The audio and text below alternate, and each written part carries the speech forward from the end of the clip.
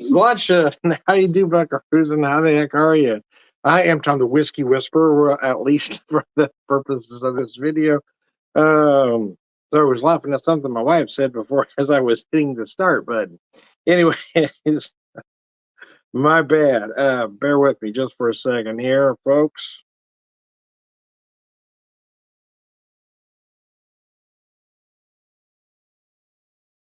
I know there's got to be a way to fix this permanently, but I can't seem to figure it out for the life of me. Anyway, I digress. So how the heck are you? So I decided to do. So my daughter got me these glasses, and I'm a glassware junkie anyway. Anybody that knows me knows that. But I want to do some cocktails with them. But I really feel, even though they're the size, perfect size for rocks drinking, I really think they're great for neat drinking as well. Right, to the pours they pour in movies and TV shows, right? They pour it a little bit and they drink two sips and they set it down and walk out of the meeting. I'm saying, I mean, is that protocol? I mean, I've never been invited to meetings like that. I've only seen them on TV and movies, but in reality, do you people really take two sips out of a good whiskey, set it down, and walk out of the meeting? See, that shit really bothers me, man. That they're not finishing the cocktail. They take two sips. I assume they're pouring top-notch liquor, and since they're all making seven-figure incomes in these particular roles, that they're not pouring 10 high into that glass.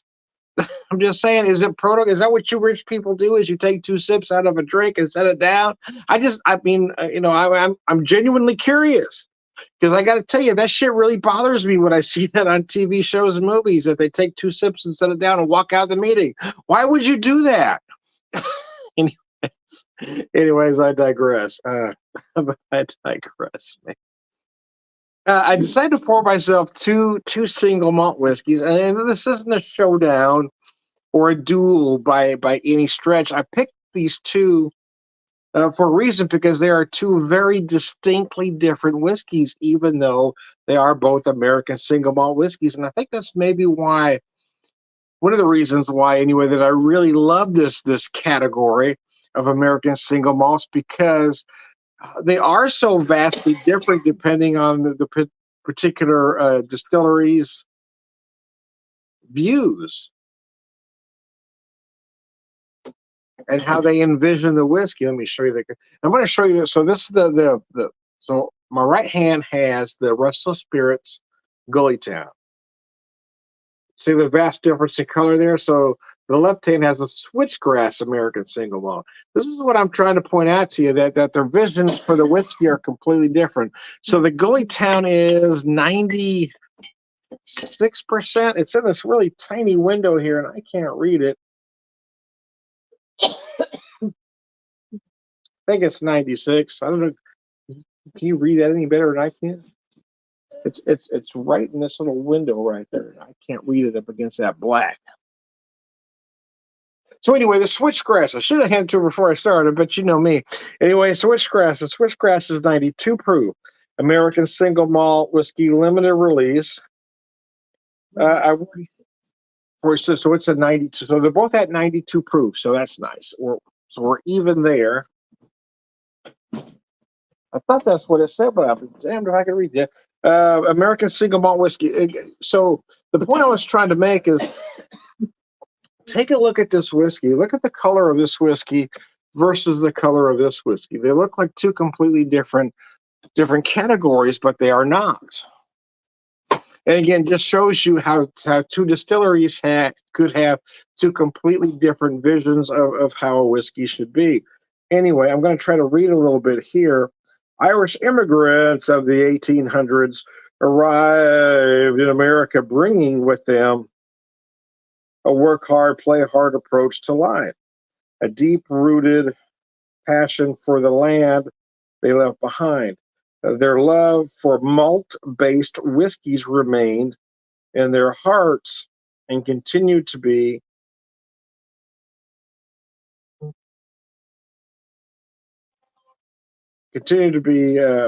of this work hard, play hard. This American malt whiskey is made using the mashing fermenting, and distilling techniques of their homeland, aged on used bourbon oak. This very special whiskey is all American but rooted in Irish tradition. So here's the thing: this is American single malt whiskey. So yeah, so it uses used bourbon cask. So even though it is an American single malt whiskey, it really is an Irish American single malt whiskey, if you will, because it does look. If I had I should have an Irish whiskey right next to it. It really does look, smell, and taste a lot, very much like an Irish single malt. So now this switchgrass, now again, it's a completely different animal. It doesn't give me a lot of backstory, though, unfortunately. This is 92 proof, 100% malted barley. Tasting notes are chocolate, cherries, and fresh baked bread, proudly Midwestern made, aged in no less than 2 years. So it is a younger malt.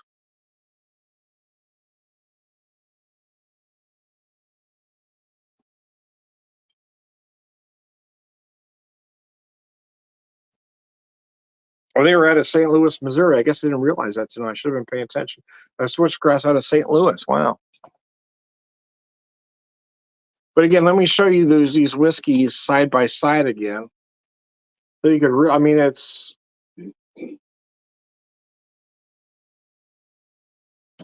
so Irish whiskey, single malt Irish is typically, not all the time, but typically aged in used bourbon casks, and they look about just like this.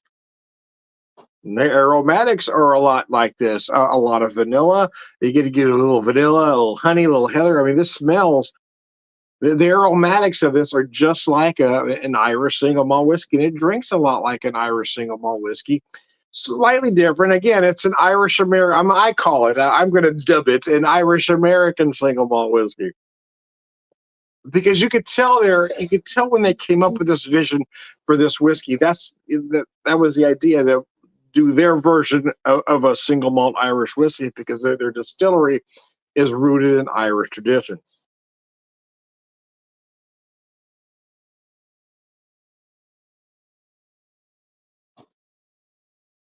Oh man, it's gorgeous. So as you take a drink, it has all the smoothness and subtleties of an Irish single malt. Again, a lot of vanilla, little heather, a little honey. I'm right there though. I picked up something a little different. Little orange blossom note there. I don't remember picking up before, but maybe it's the glass. Maybe it's the glass. Man. Little orange blossom. Yeah, yeah. Why not?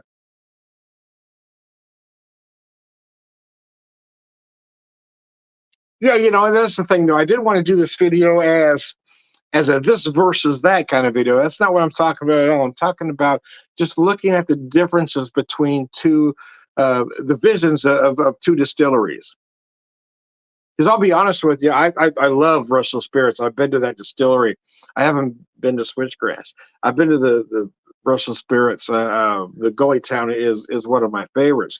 So I'm not necessarily looking. Didn't mean to give you the impression this is a duel or this versus that kind of thing. It's looking at both whiskeys and accepting them for well, on their own merits, if you will.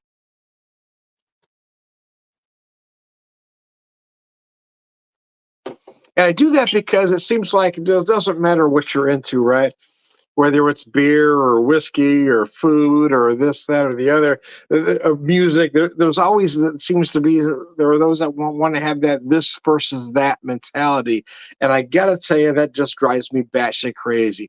It should never be about this versus that. It should be about elevating everything.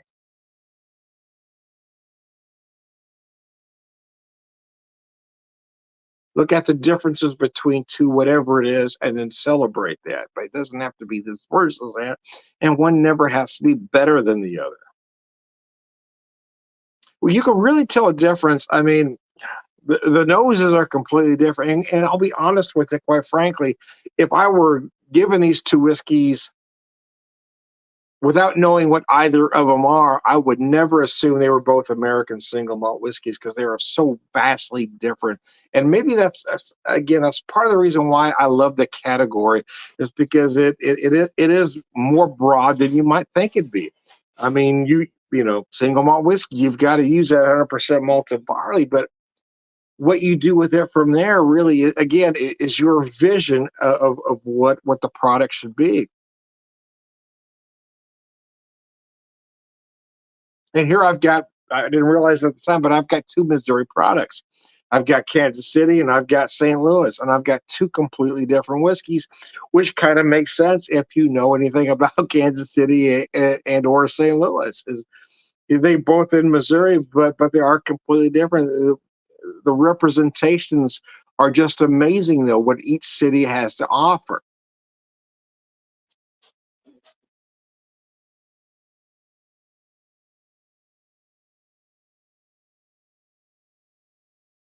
That, my friends, is pure deliciousness.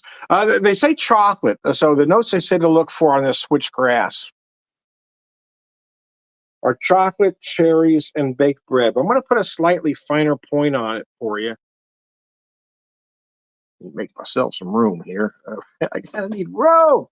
I'm going to put a slightly finer point on. They say chocolate. I'm going to say dark chocolate. They say cherries. Again, I'm going to say dark cherries. They say baked bread. I'm going to say dark bread. But yeah, dark. You got a theme going on. Oh no, what I mean by that is they say baked bread, but I really feel it more as like a fresh baked pumpernickel.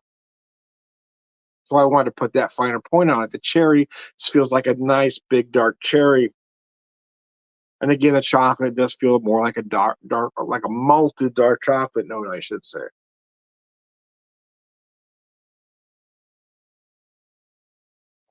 I'm going to set that one down for the duration. I'm going to concentrate all my efforts on this one now because it is more subtle, and that's again, that's why I feel like it really feels a lot like an Irish single malt because Irish single malt whiskeys are rather subtle, but they are every bit as complex. Maybe even more so than their Scotch counterparts, because you've really got to pay attention to find those notes. They're not all up in your face. You really got to be, you got to be in tune with the whiskey. You got to be at one with whiskey.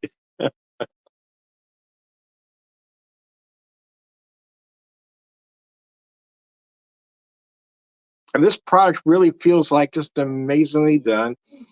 Irish single malt, but there are some American components. Don't get me wrong. So again, I was telling you again, it feels a lot like an Irish single malt because you get those notes of honey, heather, or I was feeling I mentioned a little orange blossom, certainly some vanilla. The oak is there, but again, like most Irish single malts, it is subtle, along with the finishing spice.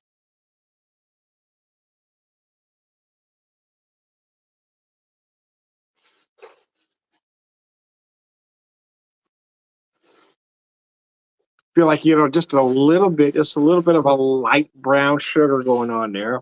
But again, subtle. You got to keep thinking subtle. This isn't an in-your-face whiskey. This is when you got to go. You can't have a dead palate. You got to be able to taste things.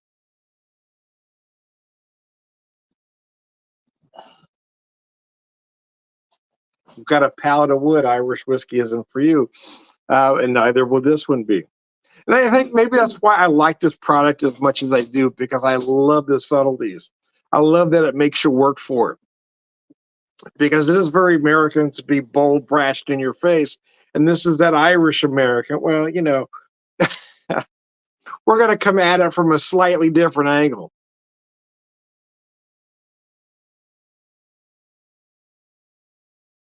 Oh man, I do like this stuff though. I do. I have one more product from them that I haven't opened yet, and I got to tell you, uh, the amount of restraint it's taken for me not to open this bottle is a lot, man. Because I'm dying to open it, but I've got one more version of their single malt I'm dying to open, but I didn't want to do it yet. I'll probably open it as we get closer to New Year's.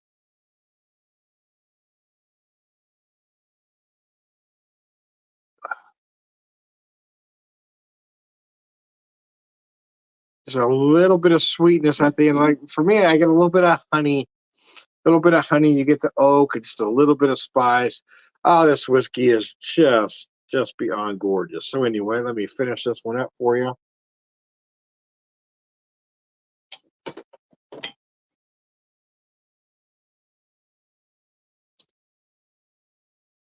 But you finish it up with it, you get that just a hint of spice right at the end. Now this one, yeah, this is a little different. Again, this is what Americans do, right? We take an idea and say, Switchgrass Spirits, American single malt whiskey, limited release, 100% malted barley, St. Louis, Missouri. This one's at 92 proof as well, so 46%. Let me show you that bottle so you can take a good look at it again. Yeah, the colors are just vastly different. This one doesn't say how it's aged, though, so I'm guessing, without knowing because it doesn't tell me, I'm guessing by the color of this whiskey that they're using new charred barrels where this one uses, used bourbon barrels.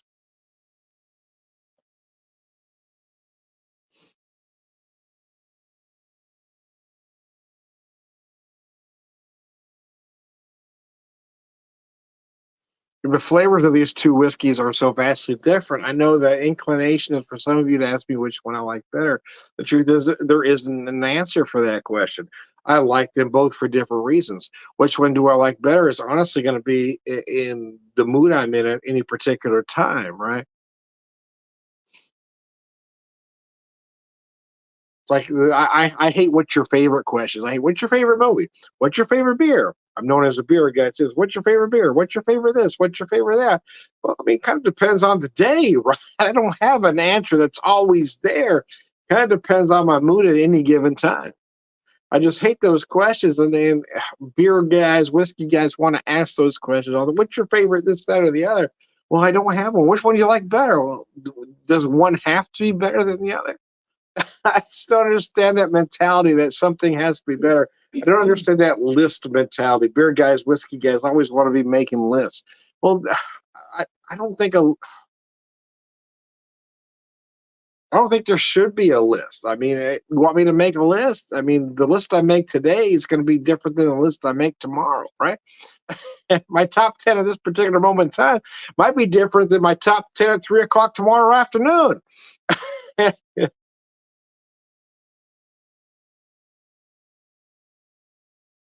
And maybe that's because I don't drink anything, I don't eat anything, I don't watch anything with the intention of rating it. I'm looking at it on its own merits. And I think a lot of people just don't have the ability to do that. Look at something on its own merits. These are both brilliant whiskeys. One is not better than the other.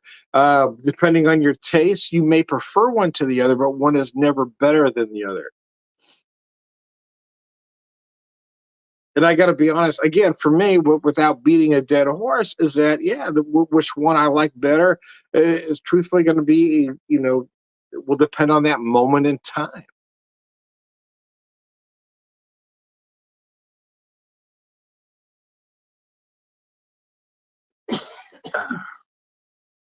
Damn, I wish I'd have got a second bottle of this. We were in Kansas City back in August when I picked this up. But we went to a different liquor store when we were back there about a month or so later. And I was hoping to buy a second bottle of this, but that particular liquor store didn't have it. So, oh man, the good thing was that liquor store had things that the other liquor store didn't. But this is one of the things that I didn't realize they were a St. Louis product. So if the next time I get to St. Louis, I'm really gonna have to look for it, man, because it's really freaking good. I love some switchgrass products. I first had them about 3 years ago when we were in Columbia, Missouri, neck of the woods, because at the time they weren't available here. Um, and their bourbon and rye is just great, but I hadn't had their American single malt before, and this whiskey is insanely good. So, anyways, I digress. Oh, biscuits, man, that was good. I don't care who you are, that's tasty.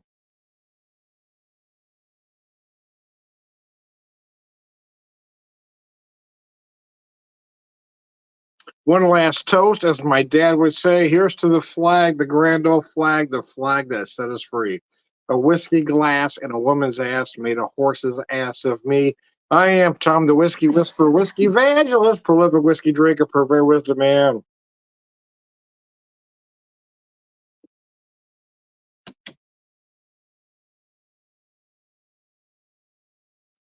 All around good guy, Sludge.